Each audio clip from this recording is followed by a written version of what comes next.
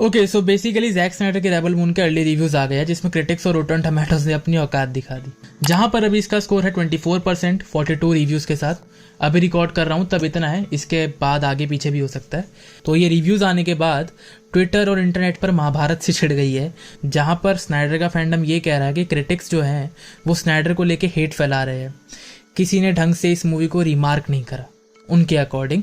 इस पर मैं बाद में बात करूंगा। और एक तरफ लोग कह रहे हैं कि हो सकता है कि मूवी जेन्युइनली बुरी हो।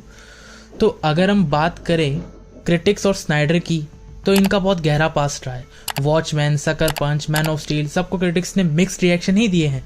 मगर ये सब शुरू होता है 2016 से, जब जैक स्नाइडर की बैटमैन वर्सेस सुपरमैन आ रही थी, जहां पर बहुत सी वेबसाइट्स ने ये क्लेम करा था कि क्रिटिक्स और वार्नर ब्रोस ने बैटमैन वर्सेस सुपरमैन देखने के बाद स्नाइडर को स्टैंडिंग ओवेशन दी है। और सडनली ज़्यादा रन टाइम होने की वजह से वार्नर ब्रोस BVS के 30 मिनट काट देता है, मतलब 30 मिनट की फुटेजेस काट देता है। और ये सब कुछ यहाँ से शुरू होता है।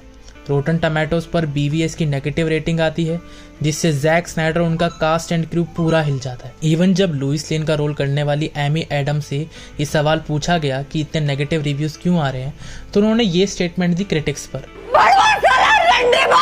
और बात यहीं खत्म नहीं होती। जहां लोग एक्सपेक्ट कर रहे थे कि Batman versus Superman 1 billion cross करेगी, वहीं ये मूवी 900 मिलियन तक का लाइफ टाइम कलेक्शन करती है, जिससे पता लगता है कि नेगेटिव रिव्यूज का इम्पैक्ट तो पड़ा है BVS पर, जिससे स्नाइडर का फैंडम बहुत ज्यादा नाराज हो जाता है। फिर आता है साल 2017, जहां जस्टिस लीग की कंट्रोवर्सी के बाद मोस्टली लोगों ने सवाल उठाए स्नाइडर कट को लेके, क्योंकि जस्टिस लीग के रीशूट्स के बाद वो टोटली अलग मूवी निकली, जिसके रीशूट करे थे जॉश व्हीडन ने। और मूवी के एंड में क्रेडिट दिया गया था कि डायरेक्टेड बाय जैक स्नाइडर। तब फैंस और लोगों ने स्नाइडर कट की एग्जिस्टेंस पर भी सवाल पूछे, और उस पर so called critics and scoopers का ये कहना था कि स्नाइडर कट एग्जिस्ट ही नहीं करता। Warner Brothers won't release a cut of Justice League that never existed in the first place. It doesn't exist. Yeah, that doesn't exist. Just look to the future. Don't stop looking at the past. You know, it doesn't matter. There isn't a secret Zack version hidden somewhere. It doesn't exist. There is no cut. Know what a whole bunch of people on Twitter keep crying out for, but it doesn't exist. It's just not happening. It doesn't exist. I mean, I'm still waiting for the Snyder Cut to be released. Yeah?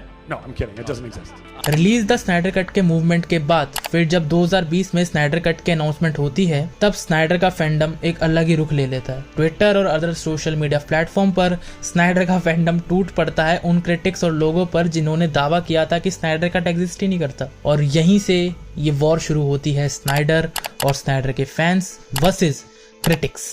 और जब कल rebel Moon के first reviews and reactions आए, तब आप notice करना कि most of the critics ने मूवी की story, character development, redemption arc पर बात ही नहीं करी।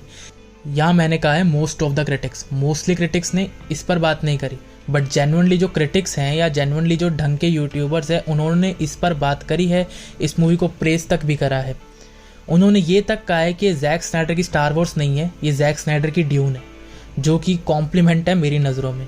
मगर अभी आप अगर रॉटन टोमेटोज के रिव्यूज़ देखोगे तो मोस्टली क्रिटिक्स अपने रिव्यूज़ में स्नाइडर फैंडम और release the Snyder cut movement को ही मेंशन कर रहे हैं। रेबल मून, जिसकी स्टोरी प्रॉमिस्ड प्रिंस पर बेस्ड है, जिसकी कहानी ही रिबेलियन पे बेस्ड है, उसमें स्नाइडर फैंडम और DC की मूवी यानी स्नाइडर कट का क्या काम। बट यहाँ मैं ज़्यादातर रिव्यूअर्स की बात नहीं कर रहा, मैं उन रिव्यूअर्स की बात कर रहा हूँ जिन्होंने जेन्युइनली इस मूवी को ट्रोल करा है स्नाइडर कट के बेसिस पे, स्नाइडर के फैंडम के बेसिस पे। काफ़ी सारे रिव्यूज़ हैं जिन्होंने इसकी स्टोरी, इसके क्लाइमैक्स को लेके भी क्रिटिसाइज करा है। वो जेन्युइनली अच्छे रिव्यूज़ हैं। अगर आप देखें तो क्रिटिसिज्म भी एक पार्ट होता है रिव्यू का, पर जहाँ पे लोग अब भी अटके हुए हैं स्नाइडर कट मूवमेंट पर, मेरे हिसाब से वो बुलशिट है। तो मैं एंड होते होते यही कहूँगा कि स्नाइडर एक विजुअल स्टेलर मूवी बनाना जानते हैं, और सकर पंच, वॉचमैन, बैटमैन वर्सेस सुपरमैन मेरी फेवरेट मूवीज में से। जो आपको पसंद है उसको देखो, अगर किसी चीज़ के लिए एक्साइटेड हो तो उसको एंजॉय करो। रॉटन टोमेटोज और IGN के रिव्यूज़ पर ध्यान मत दो, ये दी मार्वल्स और शी हक तक को फ्रेश बताते हैं, बट सच तो ये है कि जनता ही जनार्दन होती है, वही बताती है कि कौन सी मूवी अच्छी है, कौन सी मूवी बुरी है। तो फिर हम वेट करते हैं रेबल मून का, देखते हैं वो कैसी मूवी होगी। अच्छी होगी तो उसको अच्छी कहेंगे, बुरी होगी तो बुरी कहेंगे।